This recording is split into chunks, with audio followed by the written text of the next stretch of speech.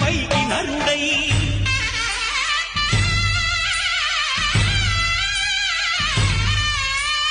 అయ్యప్ప దేవాయ నమః అభయస్వరూపాయ నమః.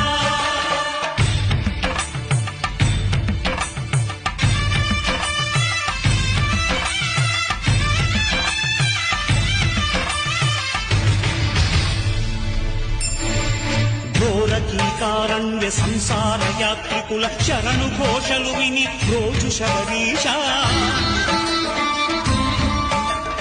పాపాలు దోషాలు ప్రక్షాళనము చేయు పంపానదీ తీరయలుడే నివాస నియమాల మాలతో సుగుణాల మెట్లపై నడిపించి కనిపించు